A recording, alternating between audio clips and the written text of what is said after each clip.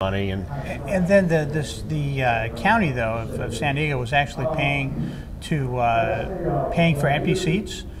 That was the city. You're right. That was the city was paying for empty seats. You're absolutely right. You're absolutely right. So if they didn't sell seats, it didn't matter. They were being bought anyway by the. That's right. By the city. It was by the city. The city had made this deal with the Chargers. The local football team is called the Chargers, and they had made this deal where the city would guarantee a certain amount of seats sold every game. And this number was so high that it had never been met consistently by the team at any time in its history. Anyway, and so what it meant is that the team didn't have to sell tickets because most of the seats were going to be sold, were guaranteed by the city.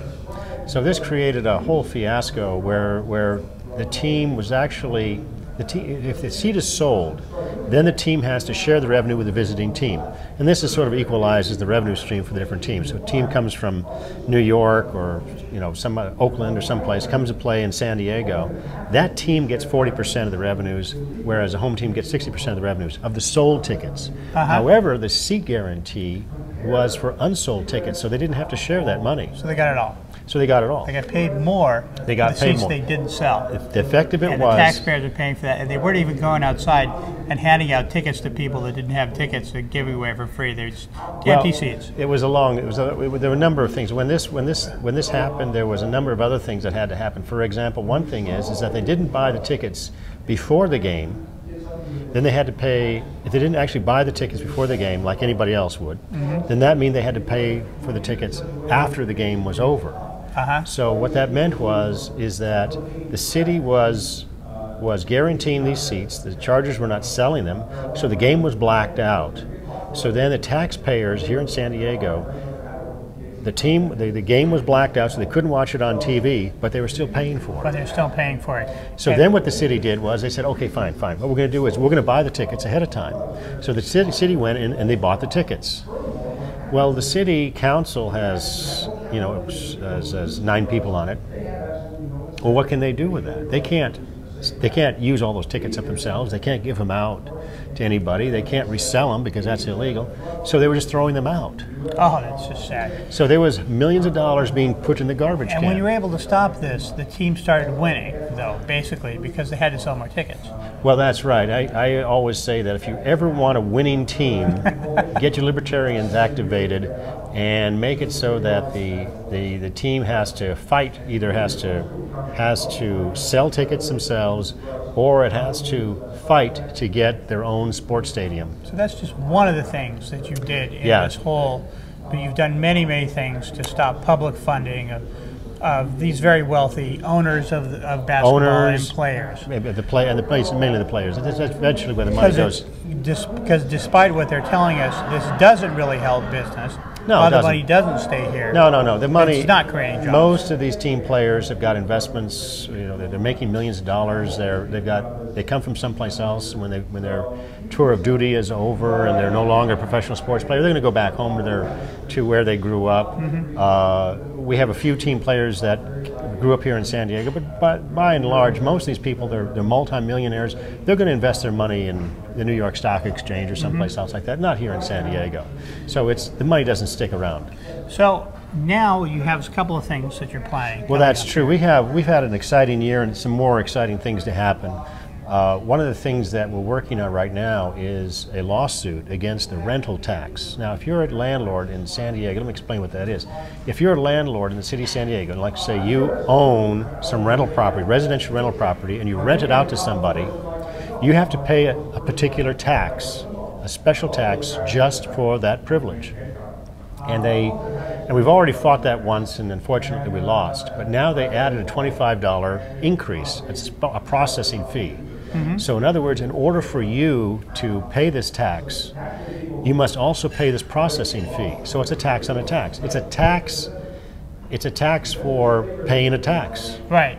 Typical. And the argument is that just like at the gas pump, you pay sales tax on the gas that you buy. That's and then right. You have to pay an overall tax on the total, including the tax. That's so you're right. Paying taxes on your taxes as well. So because you're paying the federal tax, because you're paying more, because you're paying the federal tax, that means you also have to pay an additional sales tax. The local sales tax. That's correct. That's correct. So we have taken this to we've been preparing this for court. We went through a phase of filing it, and then we pulled it back for technical reasons, and we're going to go forward again. And it's important because when we talk about the cost of housing in San Diego and how difficult it is for certain people to afford homes here, what it means is that this is a tax on those people, the people who can least afford it. If you can't afford a house or a condo here in San Diego, you're going to be living in rented property. Right. And what that means is that because you can't afford it, what that means is that this is a tax on people who are poor. Right. So this is a tax for being poor. Wow, that's ugly. That's an ugly thing. And you hope to stop this. Well, this is what the city council is saying. Hey, we want to help these poor people out. We want to make housing more affordable. But then they passed this tax initiative, which is actually making it more expensive. Difficult. Now, I think your readers, I think your listeners will immediately grasp the situation. But if the landlord has to pay more money, he's got to get that money in increased rents. That's all there is to it. So if you tax the landlord, you're really taxing the tenant. Yeah, because the tenant, he's just going to raise the rent, or he's going to raise some fee or something else where he can get that money back. You cannot operate your rental property at a loss. So you're suing? We're suing the city of San Diego. And how will you, is there a lawyer that has volunteered for this? Well, I've also become a lawyer in the last... okay. So I'm now So past the bar. More of a troublemaker now than you were I think before. I'm a helper. I think I'm more of a facilitator. To the opinion of some people. People trying to tax people for being poor. Well, I think that this is what we have to do. I believe it was Edmund Burke who said that all is necessary for the forces of evil to succeed in the world are enough good men or women to stand by and do nothing. And this is what the politicians don't want. They don't want anybody rocking the boat. They want carte blanche. They want to be able to do what they want to do. So, we can do this a variety of different ways. We can do it at the ballot box. We can also do it in the courthouse. Bear in mind, I mean, I don't have any problem with that because, and I don't think your readers, your viewers would either, because we've seen the politicians themselves take measures passed by the voters, take those measures to court, and then have them overturned by the judges. So the politicians themselves are not above using the courts to get what they want. So why shouldn't the voters, the citizens, be able to do the same thing? Right, to fight back. So there's another, well, good luck on that. I hope you succeed. Thank you. And there's another thing coming up? Well, right now, of course, we're in the next election cycle, and we've got, as we said earlier, we've got a number of candidates on the who are heading towards the ballot. We have to collect signatures for all of them, and that's very important.